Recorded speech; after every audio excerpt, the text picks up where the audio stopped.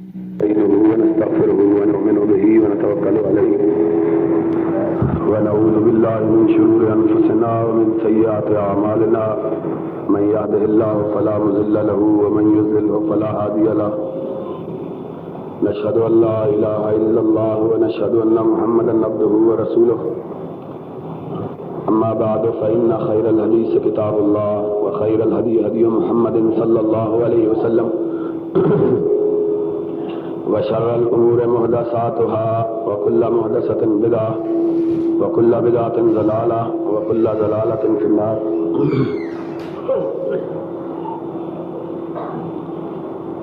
أعوذ بالله السميع العليم من الشيطان الرجيم. بسم الله الرحمن الرحيم. ومن أحسن قولا ممن دعا إلى الله وعمل صالحا وقال إنني من المسلمين. صدق اللہ مولانا العظیم. حضرات، آج کا اجتماع حقیقت میں صرف اس مقصد کے لیے منعقد ہوا ہے کہ جماعت کی عظیم دینی درسگاہ جامعہ محمدیہ کے طلباء کے نتائج کا اعلان کیا جائے اور وہ طلباء جنہوں نے اپنی جد و جہد سے، محنت سے، کوشش سے، کاوش سے اور تعلیم کے حصول میں لگن سے نمایاں پوزیشن اور کامیابی حاصل کی ہے، انہیں انعامات دیے جائیں، اور جو طلباء فارغ ہوئے ہیں انہیں سندات دی جائیں اور ان کی دستار بندی کی جائے. حقیقی بات یہ ہے کہ ہر دور میں وہ لوگ بڑی قدر و قیمت کے مالک رہے جنہوں نے اپنے آپ کو دین اسلام کی واقفیت کے لیے اور کتاب و سنت میں مہارت کے لیے وقف کیا، اور پھر علم دین کو حاصل کر کے دنیا والوں کو دینی علوم سے روشناس کروانے والے اور بہراور بنانے والے بن گئے. لیکن آج کے دور میں ایسے لوگوں کی اہمیت اور حیثیت میں اس لحاظ سے اور زیادہ اضافہ ہو گیا ہے کہ آج کا دور خالصتاً مادیت کا دور ہے، اور ہر شخص دنیا کی دوڑ میں لگا ہوا ہے. ہر آدمی کے پیش نگاہ صرف اور صرف ایک مقصد ہے کہ کس طرح مال و دولت کا حصول کیا جائے اور دنیا میں عزت، دنیا میں نام اور دنیا میں نمود حاصل کیا جائے. ایسے وقت میں اپنے آپ کو دین کی راہ میں وقف کرنا اور دنیاوی آلائشوں سے دور رکھنا صرف ان لوگوں کا کام ہے جن پر رب کی خصوصی نظر کرم ہو، وگرنہ ہر آدمی کو یہ سعادت، یہ منقبت اور یہ فضیلت حاصل نہیں ہو سکتی. میں ابھی دوستوں سے یہ بات کہہ رہا تھا کہ پچھلے دور میں بھی ایسے لوگوں کی بہت بڑی قربانی تھی جنہوں نے دنیا کو چھوڑ کر اپنے آپ کو دین کے لیے وقف کیا. لیکن جو مادیت کا فروغ ہوتا چلا گیا اور دنیاوی تقاضے بڑھتے چلے گئے تو ان لوگوں کی قدر و قیمت میں اضافہ ہوتا چلا گیا جنہوں نے دنیا سے رخ موڑ کر اپنے آپ کو دین حنیف کی خدمت کے لیے وقف کیا. آپ میں سے ہر آدمی ذرا اپنے گریبان کے اندر جھانک کے دیکھے، اپنے آپ کو سوچنے پر آمادہ و مجبور کرے اور یہ لمحے بھر کے لیے سوچے کہ اس کا اپنی اولاد کے بارے میں کیا نقطۂ نظر ہے. چاہے آدمی غریب ہو، چاہے آدمی تونگر ہو، چاہے کاروبار کرتا ہو، چاہے ملازم پیشہ ہو، ہر آدمی اپنے بچوں کے بارے میں یہ آرزو رکھتا ہے کہ اگر کاروباری ہے تو اپنے بچے کو بچپن ہی سے کاروبار کے داؤ پیچ سکھائے، اس کو کاروبار کے گر سکھلائے، تاکہ اس کا بچہ آگے چل کر اس کی دولت میں اضافے کا سبب بنے. اگر کوئی ملازم پیشہ ہے تو اس کی بھی یہی خواہش ہے. سوچ کا انداز مختلف ہو سکتا ہے. شاید وہ یہ سوچے کہ اس کو اعلیٰ سے اعلیٰ تعلیم دلوائی جائے تاکہ جب اس کی ملازمت کے حصول کا موقع آئے تو کسی اچھے عہدے پر سرفراز ہو سکے. ماں بچے کو جنتے ہوئے ہی یہ خواب دیکھنا شروع کرتی ہے کہ یہ بچہ بڑا ہوگا اور میرے لیے زندگی کی آسائشوں اور کشائشوں کے حصول کا سبب بنے گا. باپ کا نقطۂ نظر بھی یہی ہوتا ہے. ایسے عالم میں وہ لوگ کتنی بڑی قربانی کرتے ہیں جو اپنے بچوں کو اپنی دنیا میں اضافے کے لیے اور اپنے مال و دولت میں اضافے کے لیے ان کو اپنی راہ پہ نہیں چلاتے بلکہ اپنی آخرت اور ان کی عاقبت کو سدھارنے کے لیے انہیں محمد کی راہ پہ چلاتے ہیں صلی اللہ علیہ وسلم. حقیقی بات یہ ہے کہ جب تک ہم میں سے ہر شخص اس بات کی اہمیت کا خود اپنے بچوں پر انطباق کر کے اندازہ نہ لگائے اس کو ان لوگوں کی قدر و قیمت کا علم نہیں ہو سکتا جو دین کی راہ میں نکلے ہوئے ہیں.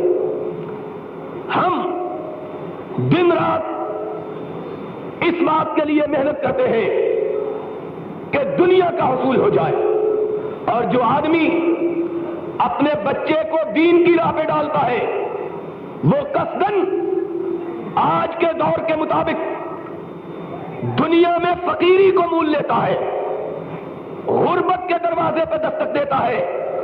وہ جانتا ہے کہ میرا بچہ عالم دین بن جائے گا، کسی بڑے عہدے پر سرفراز نہیں ہو سکے گا، کیونکہ بدقسمتی سے ہمارے ملک میں اس کو شرم نہیں آتی ہے کیا کر رہے ہو تم؟ کوئی ادھر سے بولتا ہے کوئی ادھر سے بولتا ہے. کچھ حیا ہونی چاہیے. ایک وقت میں ایک آدمی ہی گفتگو کر سکتا ہے، کوئی ادھر سے بولتا ہے کمرے سے، کوئی ادھر سے بولتا ہے. تو میں یہ کہہ رہا تھا کہ ایک انسان جب اپنے بچے کو دین کے لیے وقف کرتا ہے وہ جانتا ہے کہ اس کا بچہ دنیا میں کوئی بڑا مقام حاصل نہیں کر سکے گا، کیونکہ ہمارے ملک میں انگریز نے 200 برس حکومت کر کے ملک کی ڈگر کو اس انداز پہ ڈال دیا ہے کہ کوئی دین پڑھا ہوا آدمی ملک کے کسی اہم عہدے پر تو بڑی بات ہے کسی حکومت کی معمولی ملازمت کو بھی حاصل نہیں کر سکتا. ہمارے ملک کا نظام تعلیم ایسا ہے جس کے اندر دینی تعلیم حاصل کرنے والوں کے لیے کوئی مقام، کوئی مرتبہ، کوئی عہدہ، کوئی منصب اور کوئی نوکری کی پوسٹ اس کے لیے مختص نہیں کی گئی ہے. ایسا آدمی جو اپنے بچے کو دین کے لیے وقف کرتا ہے وہ جانتا ہے کہ حکومت کے اندر تمام عہدے میرے بچے پر بند ہوں گے. اسی طرح آج کے اس دور میں وہ یہ بھی سمجھتا ہے کہ جب میرا بچہ علم دین سے آراستہ ہو جائے گا کوئی بہت بڑا کاروبار نہیں کر سکے گا، اس لیے کہ دین ہمہ وقتی کام ہے. یہ ناممکن ہے کہ ایک آدمی صبح دین کا کام کرے شام کو اپنا کاروبار کرے. جس طرح ہر چیز انسان سے اس کی پوری توجہ مانگتی ہے اسی طرح علم دین بھی آدمی سے مکمل فراغت کا طلبگار ہوتا ہے. پھر اس کے ساتھ ساتھ اپنے بچے کو دین کے لیے وقف کرنے والا یہ بھی سمجھتا ہے کہ میرے بچے کو اگر اللہ نے دین کا علم عطا کر دیا، عالم بن گیا، اس کی آزمائش کے مرحلے ختم نہیں ہوں گے. بڑا ہوگا، دین کی فیلڈ میں کام کرے گا، 3600 آدمی اس کی ٹانگ کھینچنے کے لیے کھڑے ہوں گے.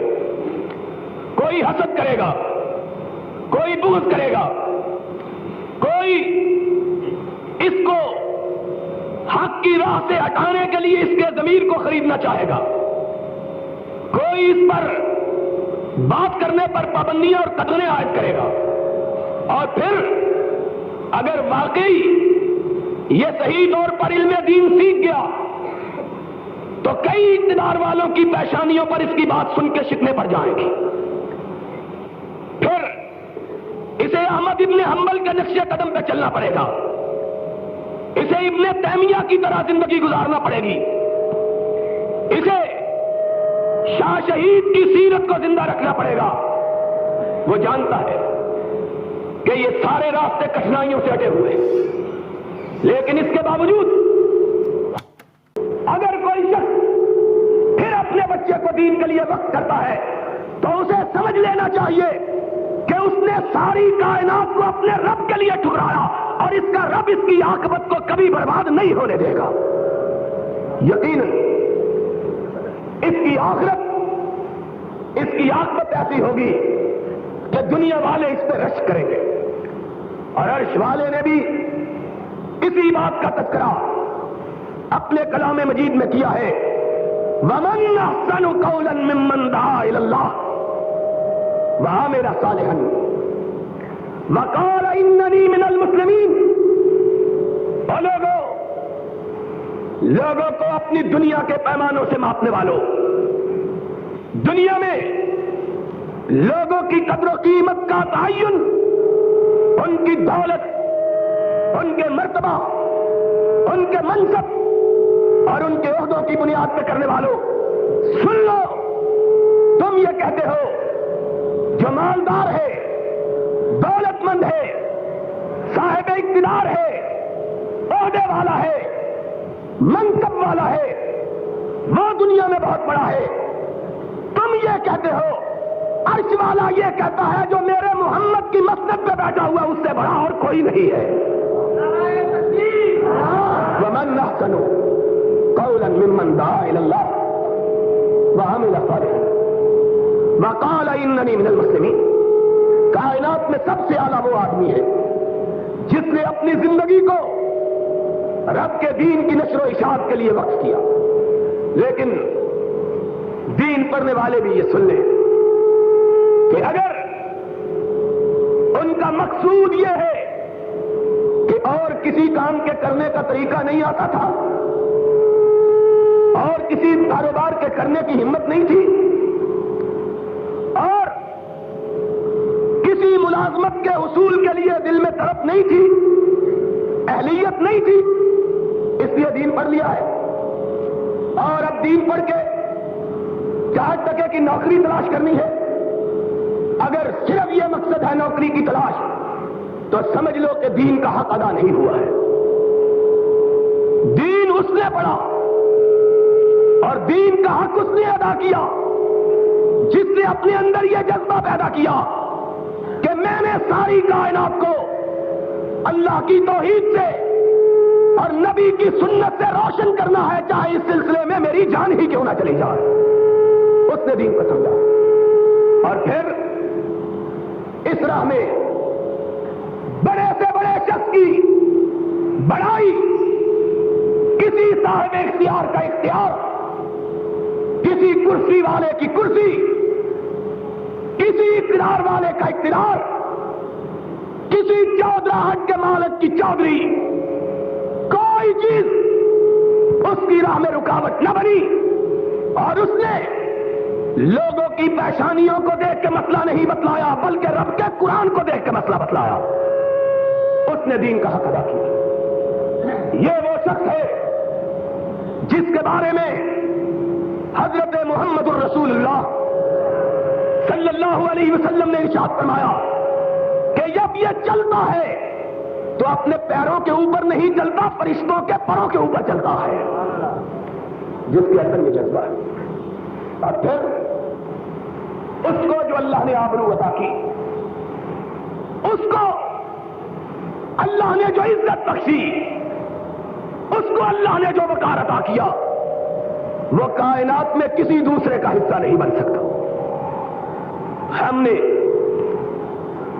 وہ لوگ جنہوں نے صحیح معنوں میں اپنے آپ کو دین کے لیے وقف کیا، دین کے خدمت گزار بنے، سرور کائنات کی سنت کے علم بردار ٹھہرے، اللہ کی توحید کے پرچارک بنے، ہم نے ان لوگوں کو دیکھا ہے، ان لوگوں کے حالات پڑے ہیں، وہ دنیا کے ایک گوشے میں بیٹھے ہوئے ساری دنیا ان کی سرفرازی کے لیے دعائیں مانگتی ہے، اور یہ بات دنیا کے کسی بڑے سے بڑے اقتدار والے کو حاصل ہو۔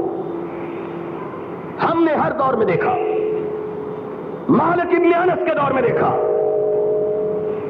احمد ابن حنبل کے دور میں دیکھا، امام ابن حزم کے دور میں دیکھا، امام ابن تیمیہ کے دور میں دیکھا، امام عز الدین عبد السلام کے دور میں دیکھا، امام شرف الدین نووی کے زمانے میں دیکھا، امام ابن کثیر کے دور میں دیکھا، امام ابن قیم جوزی کے دور میں دیکھا۔ ہر دور میں کائنات ان کے لیے، ان کی عزت کے لیے، ان کی سرخروئی کے لیے دعائیں مانگتی ہے۔ کسی حکمران کے لیے یہ نہیں دیکھا، کسی حکمران۔ امام عز الدین عبد السلام کا واقعہ مورخین نے جلی قلم کے ساتھ لکھا ہے کہ بادشاہ نے ایک دفعہ مسلمانوں پر ٹیکس عائد کیا۔ امام عز الدین عبد السلام کو پتا چلا، دمشق کی جامع مسجد میں جمعہ پڑھانے کے لیے آئے، خطبہ شروع کیا۔ ایک آدمی نے پرچہ بھیجا، امام صاحب کاروبار کے حالات خراب ہیں، لوگ اقتصادی بدحالی کا شکار ہیں، اور بادشاہ ٹیکس پہ ٹیکس لگا رہا ہے، ایک نیا ٹیکس لگایا۔ امام عبد السلام نے رکا پڑا، خاموش رہے، جمعے کا خطبہ ختم کیا، سلام پھیرا، فارغ ہوئے۔ وہ آدمی آگے بڑھ کے کہنے لگا، حضرت میں نے رکا بھیجا تھا، بادشاہ سے ڈر گئے ہو؟ آپ نے پوچھا تم نے رکا بھیجا تھا؟ اس نے کہا حضرت میں نے بھیجا تھا۔ آپ نے فرمایا میں اس بات کی تحقیق کروں گا کہ یہ بات درست ہے کہ نادرست ہے۔ اس نے کہا حضرت نمازیوں سے پوچھ لیجئے۔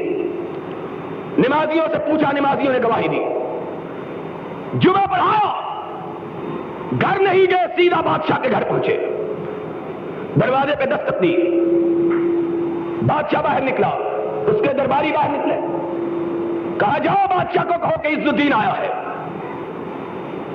عز الدین کو پتا چلا، ننگے پاؤں امام کے استقبال کے لیے آگے بڑھا۔ لوگ حیران و شدر رہ گئے کہ اتنا بڑا بادشاہ اور ایک عالم کے استقبال کے لیے بغیر جوتا پہنے ہوئے دروازے پہ آیا ہے۔ عزت و تکریم سے اندر لے گیا، بیٹھنے کو کہا۔ امام صاحب نے ارشاد فرمایا میں اس مسند پہ نہیں بیٹھ سکتا جو لوگوں پہ ظلم حاصل کر کے حاصل کی گئی ہو۔ بادشاہ پریشان ہو گیا، کہنے لگا امام صاحب کیا بات ہے؟ کہا مجھے پتا چلا ہے تو نے لوگوں پہ ٹیکس لگایا۔ بات ذرا سمجھو طالب علموں، بخاری کے نسخوں میں اضافہ کر دینا یہ علم دین کا حاصل کرنا نہیں ہے۔ کسی مدرسے کی سند لے کر اپنے آپ کو فارغ التحصیل کہلا لینا یہ علم دین کا حصول نہیں ہے۔ علم دین کے حاصل کرنے کا معنی یہ ہے کہ آدمی اس بات کا احساس کرے کہ وہ محمد کی مسند کا امین بننے والا ہے، اس پر ذمہ داری عائد ہوتی ہے لوگوں کی اصلاح کی۔ بادشاہ نے نظر اٹھا کے دیکھا، کہا امام صاحب کیا بات ہے؟ فرمایا مجھے پتا چلا ہے تو نے نیا ٹیکس لوگوں پہ لگایا ہے بے روزگاری کے زمانے میں۔ بادشاہ نے کہا آپ نے ٹھیک سنا ہے. کہا کیوں لگایا ہے؟ اب بادشاہ کی ذرا بات سنو. کہنے لگا کافروں سے جہاد کے لیے تیاری کی خاطر لگایا ہے. کافروں سے جہاد کے لیے لشکروں کی تیاری کے لیے لگایا ہے. ہائے ہائے ہائے. کفر سے جہاد کے لیے. امام صاحب نے کہا خزانے میں کوئی پیسہ نہیں رہا مجاہدوں کو تیار کرنے کے لیے. اس نے کہا جناب خزانے میں کوئی پیسہ نہیں ہے. سامنے بادشاہ کے نوکر چاکر کھڑے تھے اور بادشاہوں کے نوکر زردار لباس پہنے ہوئے, سونے اور چاندی کا کپڑوں پہ کام کیا ہوا. آپ نے فرمایا تم جھوٹ کہتے ہو. بادشاہ کو کہہ رہے ہیں. بادشاہ تڑپ اٹھا. اس نے کہا مولوی صاحب آپ مجھے جھوٹا کہتے ہیں. امام سے مولوی پہ اتر آیا. بادشاہوں کی یہی عادت ہوتی ہے, جب تک کوئی ان کی ہاں میں ہاں ملائے تب تک عزت ہے, جب ان کی ہاں میں ہاں نہ ملاؤ تو عزت چھن جانے کا خطرہ. کہا مولوی صاحب مجھ کو جھوٹا کہتے ہو؟ فرمایا ہاں تجھ کو جھوٹا کہتا ہوں. اور زیادہ تکلیف ہوئی. کہنے لگا اپنے خزانوں کو میں جانتا ہوں یا تو جانتا ہے؟ فرمایا جاننے کے لیے ضرورت نہیں, عز الدین کی نگاہیں دیکھ رہی ہیں تیرے پاس مال موجود ہے. عز الدین کی نگاہ جھوٹ نہیں بولتی. کہا کہاں دیکھ رہی ہے؟ کہا یہ نوکروں کو جو سونے اور چاندی کا چڑھا ہوا لباس پہنایا ہے, قیامت کے دن جب محمد کی امت تجھ سے سوال کرے گی تو بتلاؤ جواب کیا دو گے. پہلے جتنے نوکر ہیں ان کے زردار لباس اترواؤ, ان کو بازار میں فروخت کرو. اگر ان کی فروختگی کے بعد پھر بھی مجاہدوں کی تیاری کے لیے پیسے کی ضرورت ہوگی تو عز الدین پیسے کے حصول کے لیے فتویٰ دے گا. جب تک یہ لباس موجود ہے تمہیں لوگوں سے ٹیکس حاصل کرنے کی اجازت نہیں ہے. بادشاہ تھا. اس نے کہا امور خسرواں, امور مملکت خیش خسرواں دانت. بادشاہت کے امور مولویوں کو کیا پتا ہے, یہ حکمران ہی جانتے ہیں. آپ نے فرمایا جس مملکت کے حالات کو نبی کی مسلک کے امین نہیں جانتے, عز الدین اس مملکت میں رہنا گوارا نہیں کرتا ہے. بادشاہ بھی خوش ہوا, کہنے لگا نکل جاؤ. دمشق سے نکلے. جب دمشق سے نکلے تو پورا دمشق بھی امام کے پیچھے نکل پڑا. بادشاہ نے دیکھا حالات بگڑ گئے, پیغام بھیجا مجھے معاف کر دو, واپس پلٹ آؤ. آسمان کی طرف دیکھ کے کہا اللہ میں اس شہر میں کبھی نہیں جانا چاہتا جس میں تیرا ایسا تیری رعایا پہ بادشاہ ہو جو تیری رعایا پہ ظلم کرتا ہو. میں اس شہر میں نہیں رہنا چاہتا. ابھی نگاہ نیچے نہیں گرائی تھی کہ اللہ نے اسرائیل کو بھیجا کہ جاؤ ایسے ظالم و سفاک بادشاہ کی مجھے ضرورت نہیں ہے جس کے لیے عز الدین عبد السلام بد دعا کرتا ہے. تو بات کو کہنے کی چیز یہ تھی کہ لوگوں نے علم دین حاصل کیا, پھر اس کا حق ادا کیا, پھر رب نے ان کی زبان میں تاثیر بھی پیدا کی. آج کون ہے جو حکمرانوں کو روکے؟ آج حکمران یہ بھی کہتے ہیں ہم اندرا گاندھی سے نہیں لڑ سکتے, روس سے بھی نہیں لڑ سکتے. دو ہی دشمن ہیں پاکستان کے. ایک طرف شمال کی سرحدوں پر روس دشمن ہے, جنوب کی سرحدوں پر انڈیا دشمن ہے. ہمارے حکمران کہتے ہیں دونوں سے نہیں لڑ سکتے. دونوں سے نہیں لڑ سکتے تو ٹیکس کیوں لیتے ہو ہم سے لڑنے کے لیے؟ پھر یہ تیاری کس کے خلاف ہے, اسلحہ کس کے خلاف؟ انڈیا سے تم نہیں لڑ سکتے, روس سے تم نہیں لڑ سکتے, تو پھر اسلحہ ہمارے ساتھ لڑنے کے لیے لے رہے ہو کس کے لیے؟ لیکن آج ٹیکس پہ ٹیکس لگے ہوئے ہیں. کوئی آدمی بولنے کی جرت, حق کہنے والے کہاں گئے؟ حق کہنے والے کہاں گئے؟ حق کہنے والے اس لیے ناپید ہو گئے کہ آج بعض لوگوں نے, میں سب کی بات نہیں کرتا, بعض لوگوں نے علم دین کو بھی دنیا کے حصول کا ذریعہ بنا لیا. یاد رکھو علم دین دنیا کے حصول کا ذریعہ نہیں بلکہ رب کی رضا کے حصول کا ذریعہ ہے. اور وہ شخص جو علم دین اس لیے پڑھتا ہے کہ رب راضی ہو جائے, کائنات کے رب کی قسم، روئے زمین پر اس سے افضل کوئی مخلوق نہیں ہے۔ لیکن شرط یہ ہونی چاہیے کہ آدمی جب علم دین حاصل کرے تو پیش نظر صرف یہ بات رکھے کہ میں نے رب کی رضا چاہنی ہے۔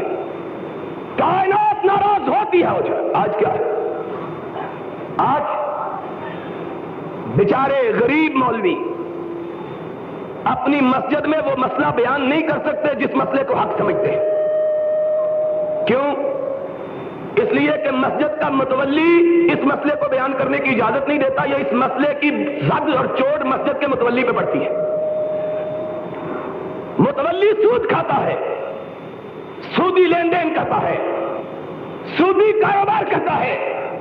مولوی ساری عمر سود کے مسئلے سے اس طرح بچ بچا کے گزر جاتا ہے جس طرح ہمارے صدر صاحب انتخاب کے نام سے گزر جاتے ہیں، نام ہی نہیں لیتے، نام ہی نہیں لیتے، ساری عمر سود کا مسئلہ بیان نہیں کرتا۔ مولوی سمجھتا ہے کہ وہ گھرانہ جس گھرانے میں صبح کا آغاز گانے بجانے سے ہوتا ہے اور صبح کا انجام، صبح کا اختتام، دن کا اختتام ٹی وی کی فلم پر ہوتا ہے، اس گھر میں رب کی رحمت کا فرشتہ کبھی داخل نہیں ہوتا۔ مولوی یہ سمجھتا ہے، لیکن مسئلہ بیان نہیں کرتا، اس لیے کہ مسجد کے متولی حاجی صاحب، میاں صاحب، چودھری صاحب، خان صاحب، مرزا صاحب، ان سب کے گھروں میں ٹی وی بھی رکھے ہوئے ہیں، وی سی آر بھی رکھے ہوئے ہیں۔ مسئلہ کیسے بیان کرے؟ مولوی جانتا ہے مسئلہ کہ مسلمانوں کے گھر کی علامت یہ ہے کہ دن کا آغاز قرآن کی تلاوت سے اور دن کا اختتام قرآن کی تلاوت سے۔ پہلے زمانے میں جب ہندو اس جگہ رہتے تھے، اکٹھے لوگ رہتے تھے، ہندوؤں اور مسلمانوں کے محلوں کی پہچان تھی، اور وہ پہچان کیا تھی؟ مسلمانوں کے محلوں میں صبح دم قرآن کی آواز آتی، ہندوؤں کے محلے سے گانے بجانے کی آواز آتی۔ کیا جی آج صاحب ٹھیک ہے نہیں؟ ہندوؤں کی عبادت گانا بجانا، مسلمانوں کی عبادت قرآن پڑھنا، قرآن پڑھانا۔ ہندوؤں کے گھروں میں صبح کا آغاز گانے بجانے سے ہوتا، مسلمانوں کے محلوں میں قرآن پڑھنے پڑھانے سے ہوتا۔ آج کون حق بیان کرے؟ حق بیان کرے، لوگ کہیں گے مولوی بڑا تنگ دل ہے۔ مولوی کا دل کتنا کھلا ہونا چاہیے جس میں ساری جہنم اندر آ جائے؟ وہ مولوی کھلے دل کا ہے جو لوگوں کی رضا اور منشا کے مطابق مسئلے بتلائے۔ اگر کسی شخص نے دین اس لیے پڑھا کہ لوگوں کی رضا کے مطابق چلے، رب کی رضا کو چھوڑ دے، تو سمجھ لے کہ اس کے بارے میں عرش والے نے قرآن میں کہا ہے کہ مثل الحمار یحمل اسفارا، یہ وہ گدھا ہے جس پہ کتابوں کی چھت ڈالی ہوئی ہے، چھت لگی ہوئی ہے، لیکن اس پر ان کتابوں کا کوئی اثر، حق کہنے کا جذبہ ہی نہیں، گلا تو گھونٹ دیا اہل مدرسہ نے تیرا، تو پھر اللہ اکبر کی لا الہ الا اللہ کی صدا کہاں سے ہے؟ ہم کہتے ہیں توحید کا درس دو، اور توحید کا معنی ہے کہ اللہ کے سوا کوئی خالق و مالک و رازق۔ توحید یہی ہے کہ نہیں ہے؟ بولو، توحید کا معنی کیا ہے؟ کہ اللہ کے علاوہ کوئی خالق مالک رازق، یہ تو توحید ہے کہ پیر نہیں دے سکتا، فقیر نہیں دے سکتا، یہ عقیدہ تو ہے، لیکن یہ بھی عقیدہ ہے کہ مسجد کا متولی دے سکتا ہے۔ سن لو میرے فارغ ہونے والے دوستوں اور بھائیوں، جس نے لوگوں کی پریشانیوں کو دیکھا، رب کے قرآن کو نہ دیکھا، اس کی دنیا بھی برباد، اس کی آخرت بھی۔ دنیا تو برباد کر کے دین کی طرف آیا ہے، دنیا چھوڑ کے آیا ہے دین کی طرف، دنیا پہلے چھوڑ چکا، لوگوں کی رضا کے لیے دین اب چھوڑ رہا۔ اور ایسا بندہ کبھی پھر حق کی بات کہنے کی جرت کر سکتا جو چھوٹے خداؤں کے سامنے نہیں بولتا، اس نے بڑے خداؤں کے سامنے کیا بولنا ہے؟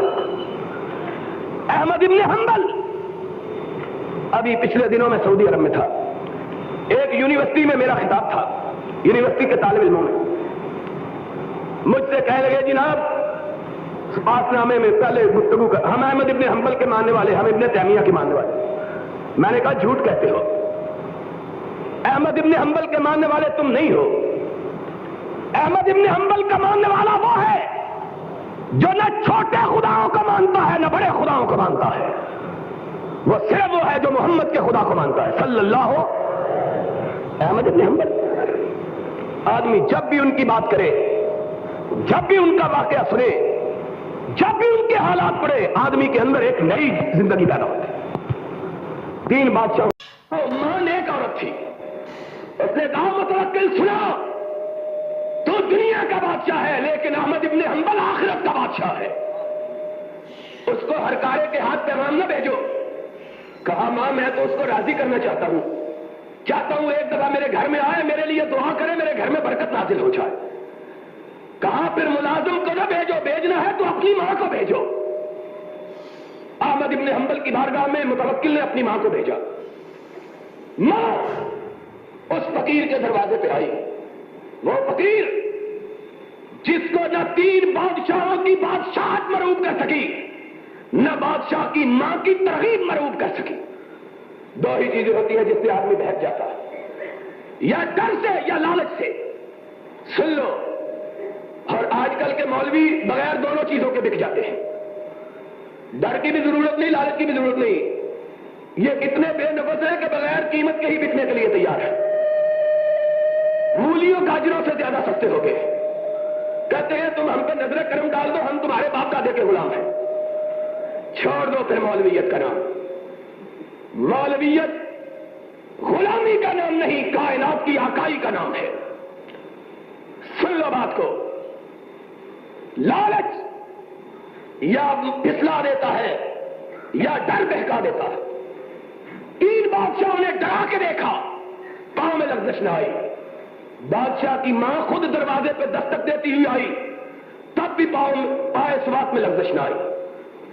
بیٹا عبداللہ اندر جا کے خبر دیتا ہے, بابا بادشاہ کی ماں آئی ہے. اور بادشاہ کسی چھوٹے سے ملک کا, ساری کائنات اسلامی کا ایک بادشاہ. عجم سے لے کر عرب تک, شام سے لے کر روم تک, یونان سے لے کے پاکستان تک ایک بادشاہ, اسلامی دنیا کا حکمران. کہاں بادشاہ کی ماں آئی ہے. احمد ابن حنبل نے نگاہ لی, اپنی نگاہ اٹھائی, فرمایا جاؤ اس سے پوچھو کیا کہتی ہے. کہا بابا آپ سے ملنا چاہتی ہے. کہا بلا لو.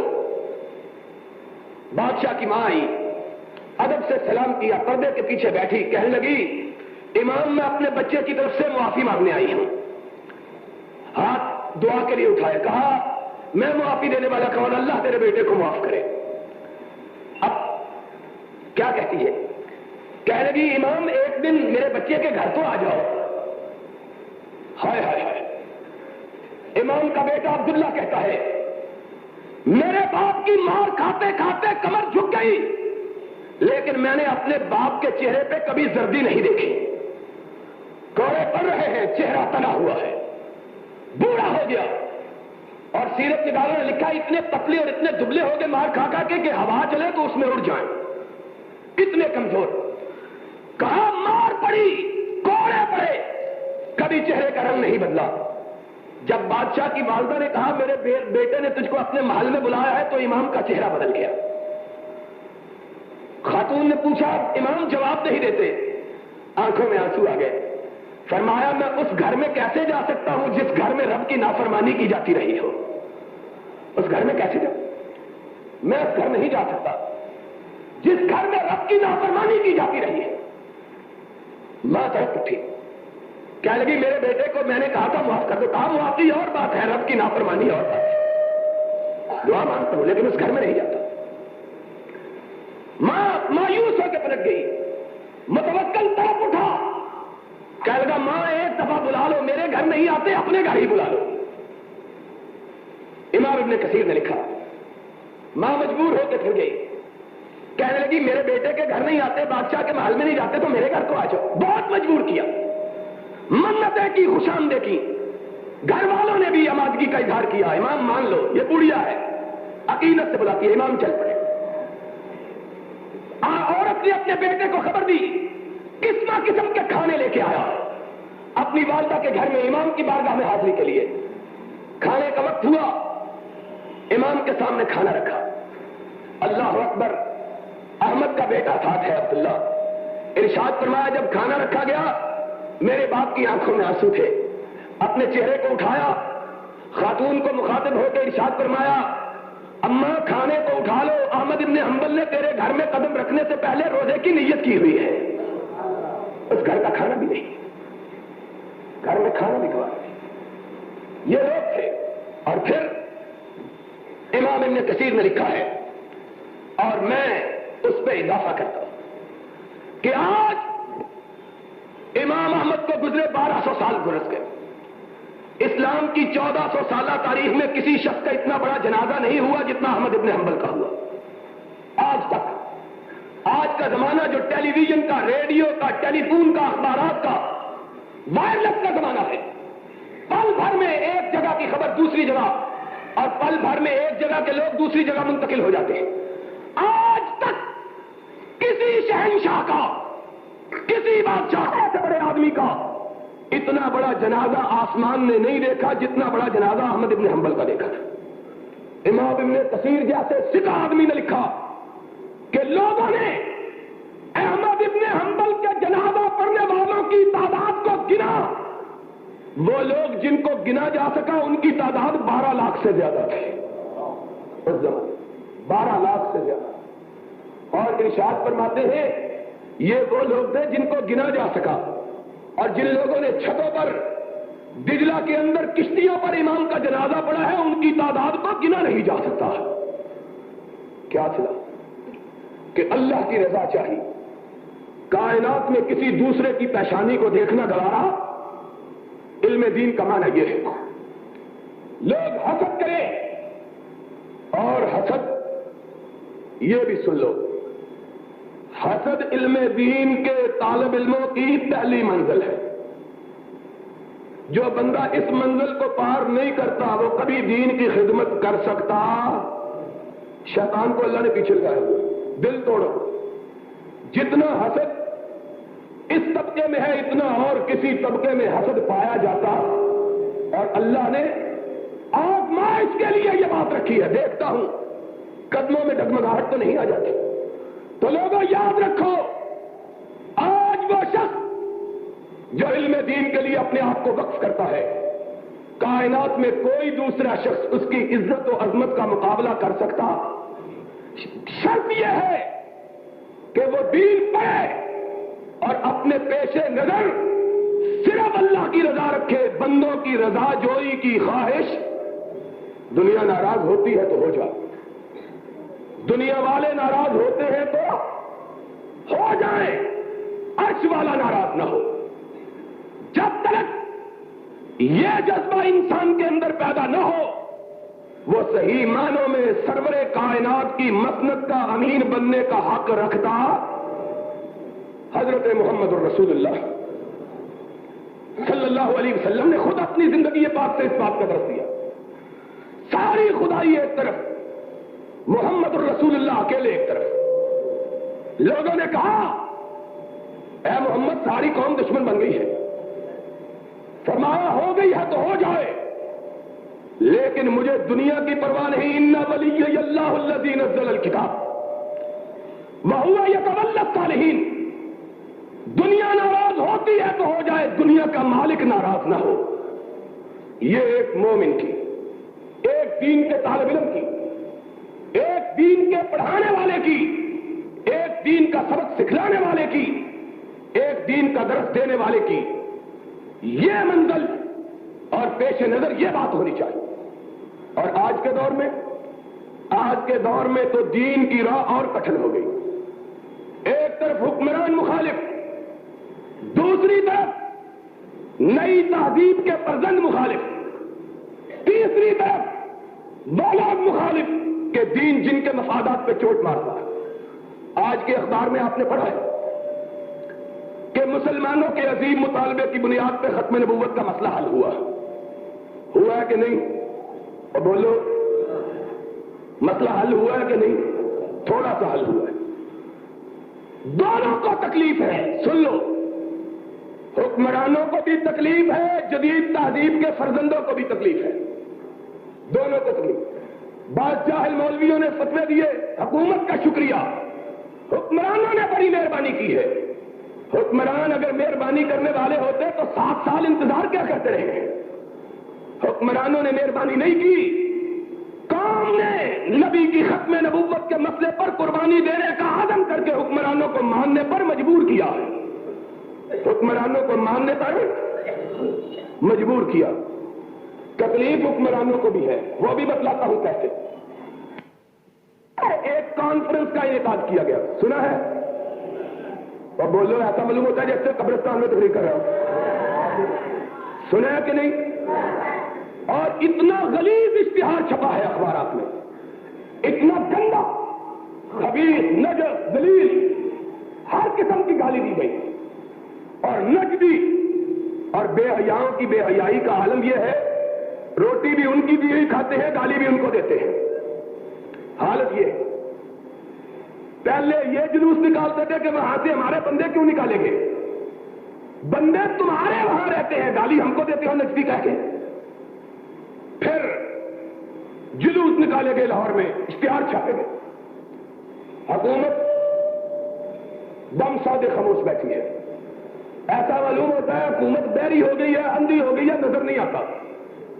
غلیظ اشتہار چھپ رہے ہیں، اور گجرانوالے کے لوگوں یاد رکھنا، ان اشتہاروں کو وہ چھاپ رہے ہیں جو حکومت کے ٹاؤٹ ہیں۔ میں کہتا ہوں برملا CID والے لکھے، مجھ پہ مقدمہ چلائیں، اس سازش میں ایک نام نہاد بھیڑے کا پیر، جس کو اس دور کی ہائے کیا کہوں، الفاظ زیب نہیں دیتے، اس زمانے نے کیا کیا کروٹیں بدلی اور کن کن لوگوں کو شاہنشین بنایا ہے۔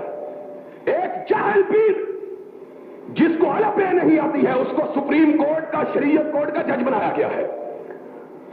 اس سپریم کورٹ کے، شریعت کورٹ کے جج نے اپنی ججی کی بھی شرم نہ رکھتے ہوئے اس اتنا غلیظ، اتنا گندا اپنے پرچے کے اندر اداریہ لکھا ہے کہ پاکستان کی تاریخ میں ایسا گندا اداریہ کبھی نہیں لکھا۔ اس نے کہا یہ وہابی ابو جہل کی اولاد ہے، ابو لہب کی اولاد ہے۔ ایسا مت، وہ شریعت کورٹ کا اپنے آپ کو جج کہتا ہے، اور یہ الفاظ ہیں ابو جہل کی اولاد، ابو لہب کی اولاد۔ ایسا معلوم ہوتا ہے کہ ابو جہل اور ابو لہب کی دایا یہی بنی ہوئی تھی، یہ دائی کا فریضہ سر انجام دیتا ہے۔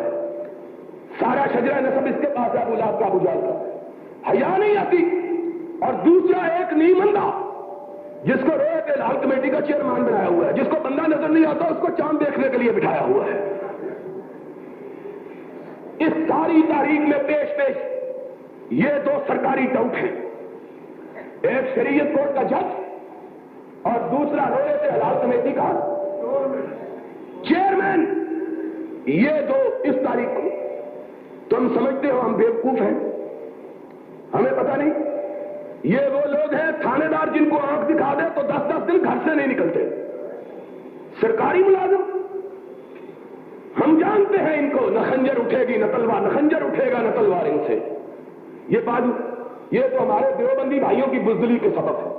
قسم ہے خدا کی، میں سچی بات کہتا ہوں، اسد علیہ وفی الحروب نعمت، اہل حدیثوں کے خلاف بات ہوتی ہے کرتے اٹھا کے بھاگے آتے ہیں، بریلویوں سے بات ہوتی ہے منہ نہیں دکھاتے ان کو، ان کی بزدلی کی وجہ سے۔ ان کے لیے میں لڑ رہا ہوں، یہاں بھی لاہور میں بھی، لیکن آخر بھائی یہ غصہ نہیں آتا۔ 22 مسجدیں انہوں نے چھنوائی ہیں لاہور میں، صرف لاہور کے اندر 22 مسجدیں دیوبندیوں کی چھینی ہیں، دلیر ہو گئے۔ انہوں نے کہا یہ تو مسئلہ ہی بالکل ہضم ہو جائے گا، جس طرح چاہو ان کو آگے لگا لو۔ حکومت کے ایما پر، حکومت کی سازش سے یہ تاریخ چلائی گئی ہے۔ میں ٹنکے کی چوٹ کہتا ہوں، اگر حکومت کی سازش نہیں تھی، ہمارا نام اخبار میں چھپنے کی اجازت نہیں ہے، آپ کو معلوم ہونا چاہیے۔ مجھ سے بیان لیا سعودی عرب سے واپسی پر، بعد میں اخبار والے نے کہا جناب حکم نامہ آ گیا کہ احسان اللہ ظہیر کا نام بھی اخبار میں نہیں چھپ سکتا۔ میں نے کہا نام اس لیے نہیں چھپ سکتا کہ میرا نام سن کے ان کے نکاح ٹوٹ جاتے ہیں، نام نہیں چھپ سکتا اخبار میں، یہ تو نہیں چھپ سکتا، لیکن قوم کے اندر آگ لگانے کے لیے، قوم کے اندر کچھ تو خون کروانے کے لیے روزانہ غلیظ اور گھٹیا قسم کے اشتہارات ضرور چھپ سکتے ہیں۔ چھپتے رہے ہیں کہ نہیں چھپتے رہے؟ کیا ہم بیوقوف ہیں؟ ہم نہیں سمجھتے یہ کون کروا رہا ہے؟ شریعت کورٹ کا جج، رویت ہلال کا چیئرمین، اخبارات میں اشتہار، یہ سارا کچھ ہو رہا ہے، ہمیں کو پتا ہے۔ سبب کیا ہے؟ گورنمنٹ یہ چاہتی ہے کہ مسلمانوں کو آپس میں لڑایا جائے تاکہ ختم نبوت کا آرڈیننس، اس پہ کوئی عمل کا مطالبہ، اور بولو کوئی عمل کا مطالبہ، لوگ آپس میں الجھ رہے، مرزائی چھوٹ جائے۔ ایک طرف حکومت کی حالت یہ ہے، دوسری طرف جدید تہذیب کے فرزندوں کا حال یہ ہے۔ ایک پشاور کی بی بی بولی، کہنے لگی میں قادیانیوں کے حقوق کی حفاظت کروں گی۔ تو جامعہ چرا کے اپنی حفاظت تو کر نہیں سکی، قادیانیوں کے حقوق کی تو کیا حفاظت کرے گی؟ عادت اندازہ لگاؤ، اس کے پیٹ میں درد اٹھا ہے کہ میں قادیانیوں کے حقوق کی حفاظت میں لڑوں گی۔ میں نے اسی جمعے میں کہا تھا، پچھلے جمعرات کو اس کا بیان چھپا، جمعے کے دن میں آ گیا تھا، میں نے کہا اگر حقوق کے لیے لڑنا ہے تو اپنے سسر کے حقوق کے لیے لڑو پہلے، اس کے حقوق کی تو تم سے حفاظت نہیں ہو سکی، مرزائیوں کی تو چیمپئن بن گئی ہے۔ آج کے اخبار میں لاہور کے وکیلوں کی بات بھی چھپی ہے۔ ہم نہ حکومت کو خراج تحسین پیش کرتے ہیں، یہ تو اچھی بات تھی۔ دوسری قرارداد کے علماء اور عوام کیا لگے اس کو بھی نہیں کرتے، بھائی تم کو کیا تکلیف ہے؟ دونوں ساتھ سے جدید تہذیب کے فرزندوں کی سازش، حکمرانوں کی سازش، اپنے اپنے مقاصد کے لیے۔ علم دین کا، عالم دین کا تقاضا یہ ہے کہ تمام واقعات پہ نظر رکھے، نہ حکمرانوں کی حکومت کو پرواہ ملائے، نہ جدید تہذیب کے فرزندوں کی بات کو پرواہ ملائے، وہی بات کہے جو محمد الرسول اللہ نے کہی ہے۔ کہتا ہوں وہی بات، سمجھتا ہوں یہ حق کہ میں زہر حلال کو کبھی کہہ نہ سکا، کل یہ ایک مومن کی، ایک طالب علم کی، ایک دین کی مسلک کے امین کی شان یہ ہے، اور اہل حدیث ان کی ذمہ داری سب سے زیادہ، اس لیے کہ اہل حدیثوں تم نے اپنے آپ کو اللہ کے رسول کی مسلک کا سچا وارث بتلایا ہے۔ تم یہ کہتے ہو ہمارے لیے صرف دو چیزیں ہیں، یا رب کا قرآن ہے یا محمد کا فرمان ہے، تیسری کوئی چیز ہم نہیں مانتے۔ اگر تمہارا یہ دعویٰ سچا ہے اور یقیناً سچا ہے تو اپنے آپ کو اس بات کا اہل بناؤ کہ رب کے قرآن کے خلاف، نبی کے فرمان کے خلاف جس کی آواز بھی بلند ہو، اہل حدیث اس آواز کے مقابلے کے لیے سینہ سمر ہو جائیں، اور انشاءاللہ ہم نے اس بات کا حلف اٹھایا ہے، جب تک جسم میں سانس کی آمد و رفت باقی ہے، پاکستان میں محمد کا پرچم نیچے نہیں گرے گا انشاءاللہ۔ جب تک ایک اہل حدیث زندہ ہے، سرور کائنات کی بات سے اونچی کسی کی بات ہو سکتی، نہ حکمرانوں کی بات، نہ جدید تہذیب کے فرزندوں کی بات، اور انشاءاللہ ہم ہر سازش کو ناکام بنائیں گے، اور یہاں محمد کی ختم نبوت کے مسئلے کو نافذ کروا کے رہیں گے انشاءاللہ۔ دنیا کی کوئی سازش اس سلسلے میں کامیاب ہو سکتی۔ آخر میں جامعہ محمدیہ کے منتظمین کو، اس کے مدرسین کو، ان لوگوں کو جو مالی، جانی، بدنی کسی قسم کی بھی اس جامعہ کے چلانے میں مدد کرتے ہیں، ان کو مبارکباد دیتا ہوں، اور پھر طالب علموں سے کہتا ہوں، طالب علموں آج تمہارے مسلک کو ایسے فرزندوں کی ضرورت ہے جو حق بات کے لیے اپنی گردن کے کٹانے کا جذبہ رکھتے ہو، غیر خدا کے سامنے اپنی گردن کے جھکانے کی بات نہ رکھتے ہو۔ انشاءاللہ ایسے ہی لوگ آئیں گے اور پاکستان کی فضا میں نبی کی سنت کے ترانے گائیں گے، اور اس ملک میں کتاب و سنت کے قانون کو نافذ کروائیں گے۔ وآخر دعوانا ان الحمدللہ رب العالمین۔